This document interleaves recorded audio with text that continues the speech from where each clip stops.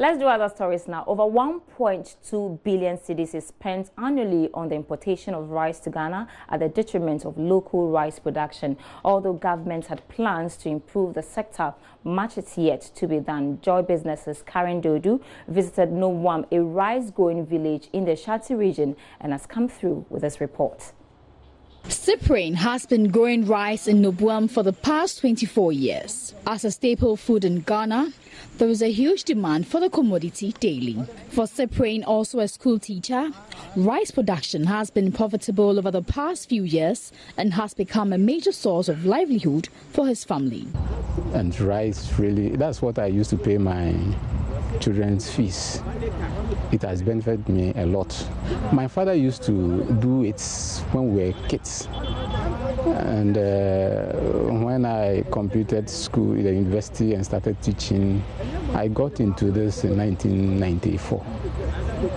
Yes, and it's really helped me. Although there is an increase in demand for rice annually, close to 70% of the rice consumed in Ghana is imported. This is primarily because there is a great preference for polished, clean and scented rice. As part of its mandates and its contribution to the improvement of rice production in Ghana, the Crop Research Institute, CRI, introduced farmers to a new rice variety, the Agra rice. So when the Agra rice came on board, we were really happy and we went for it.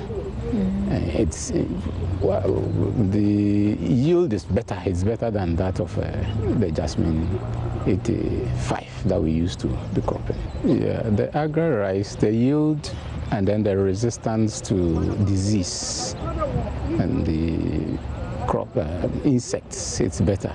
The CRI is a subsidiary of the Council for Scientific and Industrial Research and has a broad research mandate to develop and disseminate demand-driven technologies for sustainable food productivity. Dr. Kofi Date is a rice breeder with the CRI. For a very long time, all our breeding program focused around looking at what others have done and picking what will be suitable for us, until the year 2010 that we started our own serious breeding program.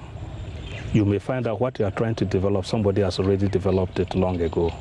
So when you assemble the right population, you look at it at different environments and then you see how they perform. Although the Agra rice has improved the yields of farmers, they still have a long way to go to improve their business. Mary, also a rice farmer, highlights another challenge rice farmers face: irrigation. Initially, the farmers depended on a nearby stream, but due to the effect of illegal mining activities, the stream has been contaminated, making it harmful for irrigation. As a result, they have to bear the extra cost of pumping water onto their farms. Now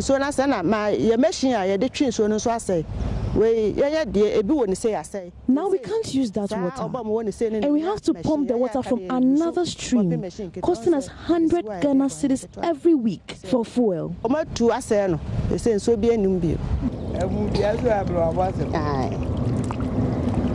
It is less rich in nutrients compared to locally produced varieties. However, many people still prefer the imported ones. We have milled, we produce a lot, and then we are not getting the buyers at the moment. You know, it's this seasonal croppings. Normally, we have a season that the production is at maximum, and then the demand, those who come to buy, sometimes we have challenges.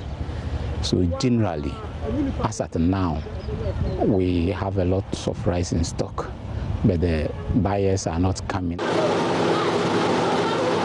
The rice milling site in Nobum was built by the Chinese some 30 years ago when they introduced rice farming in the town. It's now being managed by the cooperative of rice farmers within the town. Farmers pay 10 cedis per every 50-kilogram bag of rice polished. The mill has just 2 machines which separates the rice from the husks. So this machine here is one of the machines that the farmers used to mill their rice. Now this one was supposed to take away all the husk in the rice, but as you can see, it's not automatic, it's manual. So it doesn't make the work very effective, and we still have some husk in the rice here. The machine you see there is the most basic of rice mills.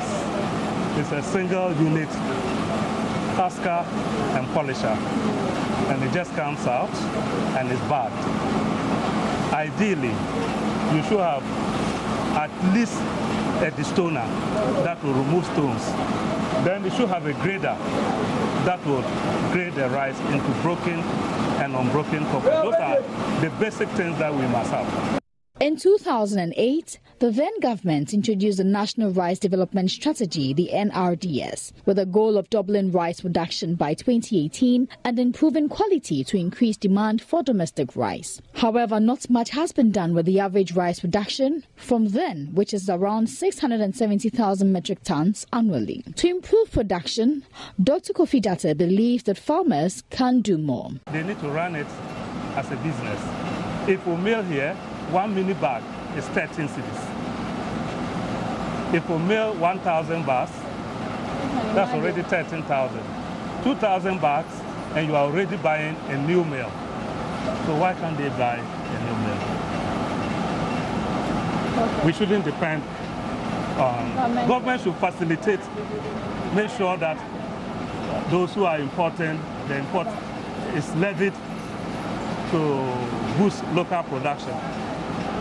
And probably because some of the machines are too expensive for individuals, government can facilitate a loan scheme. But definitely, people have to pay back that loan. I'm right here at the Nobom Valley Rice Mill. Now behind me is their mill machine. It's the most basic of all. Although it dehacks and then polishes the rice a bit, it is not up to the international standard, or should I say the standard that most Ghanaians want their rice to look like. And this right here is how the packaging is done.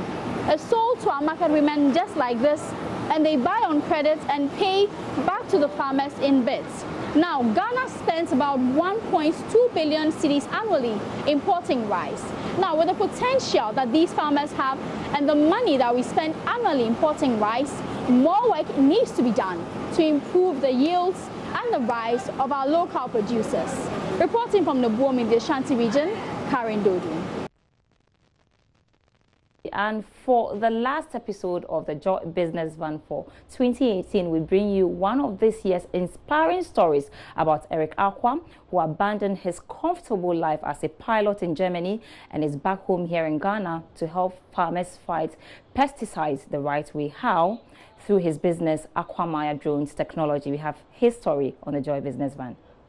Concerned about the ban on the importation of vegetables into Germany due to the high concentration of pesticides in them, Germany-based Ghanaian Eric Aqua concluded that something must be done to help Ghanaian farmers. Putting his career on hold, he decided to bring back home what he does best, piloting, but this time for farmers. I live in Germany, and for some time now, for about 3 years now, we realized that produce from Ghana is not making it to the German market, so we thought about it. And then, we thought about how we as Ghanaians living in Germany can support or can do something, to help the produce from Ghana to come back to Germany. Because the farmers cannot grow the crops without the chemicals. There are pests that they need to control. The technique is quite common in developed countries such as Germany. Eric explains how the drone system works. We have we use the GPS, so it will take a map of the land, and then it will we'll program it to spray, so it sprays everywhere on the land, and it has uniform spraying evenly across the land. Just a year in operation, Eric has been able to spray about 40,000 acres of farmland across the country with his 30 drones.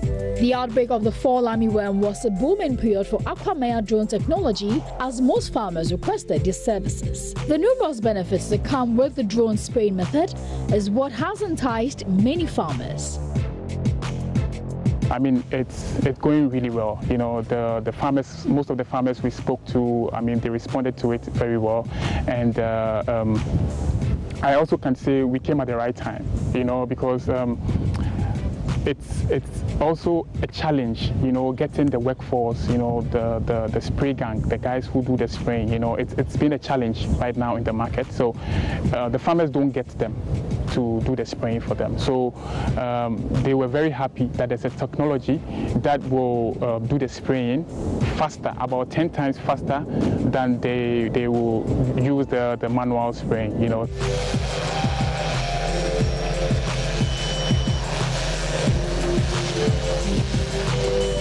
The drone sprays an acre in between 5 to 6 minutes.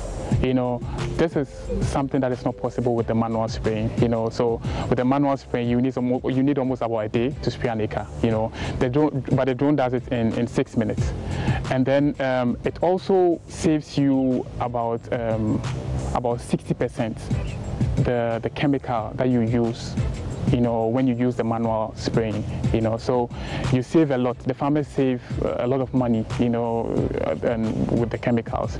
And also the spray also sprays uniformly, you know, so every inch of the land will get the same amount of the chemical, you know, so it's not like the manual, some places get more, other places get less. All right, so before we wrap up the show tonight, let me break all the rules of business life. There's a gentleman behind the console. He is my director, Gomez. I want to say thank you so much for spending your holiday with us. To Sarah as well, we say thank you for being with us. Our viewers, we cherish you so much. To my dad, Mr. John Apenu, my mom, Believer Apenu, and all our families. And Auntie Felicia, today's your birthday.